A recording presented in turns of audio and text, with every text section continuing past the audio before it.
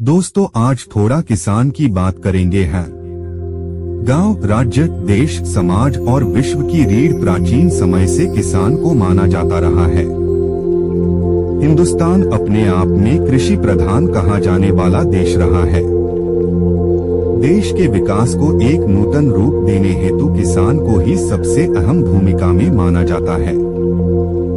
जिस तरह एक पिता अपने पूरे परिवार का ख्याल रखता है, उसी तरह एक किसान पूरे देश का ख्याल करने के लिए अन्न उगाता है।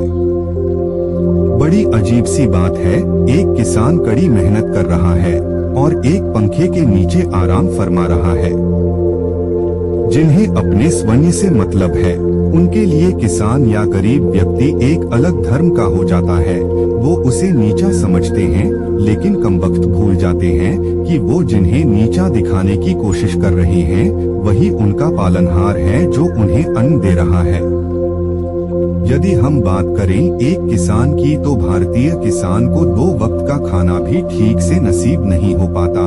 एक किसान मेहनत करके फसल उगाता है, उसकी फसल को खाने के लिए पूरा देश होता है, लेकिन तब कोई उसका साथ नहीं देता। जब वही किसान मेहनत से कम में फसल को बेचता है, तब भी ये जो बड़े लोग बैठे हैं, यही कीमत तय करते हैं। सच कहा जाए तो जो इंसान मुसीबत में किसी का साथ देता हो, वो सबसे ज्यादा मूर्ख होता है। किसान सरकार व देश के साथ उसकी हर संभव परिस्थिति में देश का साथ देता आया है। उदाहरणार्थ, हाल ही में काले धन को वापस मंगवाने के लिए नोटबंदी जो चली थी, वैसे प्रधानमंत्री की मुहिम अच्छी थी। भारतीय भोले भाले किसानों ने सरकार की इस खतरनाक परिस्थिति में जिस तरह से मदद की, वो वाकई सराहनीय थी। किसान की जरूरत होती है कि उसका बेटा पढ़ लिख ले, जिससे कि वो भी एक भिन्न प्रकार के लोगों की श्रेणी में शामिल हो जाए। समय परिवर्तन के साथ साथ समाज, देश के हालात सब बदल चुके हैं। एक लड़का सुबह 4 बजे उठता है और लग जाता है किताबों के पन्नों में जॉब ढूंढने, फिर उसके बाद निकल पड़ता है गांव की सड़कों पर, क्योंकि वो एक किसान का बेटा है। उसे तुम्हारी तरह राजनीति को गंदी नीति नहीं बनाना है। देश के लिए मर मिटना, देश की सेवा करना ही उसे सिखाया जाता है। आज का यदि वक्त देखा जाए तो किसान की मेहनत व्यर्थ सिद्ध होती है। अपने बच्चे को शिक्षित बनाने के लिए एक किसान कर्जों में डूबकर मर जाता है। बस एक उम्मीद, मेरा बच्चा कोई बड़ा आदमी बनेगा। लेकिन उसका वो बच्चा जो वर्षों से गांव की सड़कें तोड़ रहा होता है, किताबों के पन्ने पलट रहा होता है, बड़ा होकर फेसबुक या व्हाट्सएप के ग्रुप का एडमिन पद संभाल रहा होता है। भारतीय आर्थिक परंपरा में किसान अपनी मेहनत से अपनी पहचान बरकरार रखता है। आज उसी किसान को तुम नजरअंदाज कर अपना जीवन सुरक्षित करने तथा भविष्य को उज्जवल बनाने में लगे हुए हो।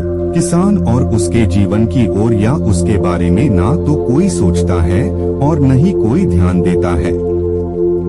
सरकार द्वारा भी किसान की स्थिति परिस्थिति के संबंध में किसी की कोई सहयोगात्मक भूमिका नहीं निभाई जाती।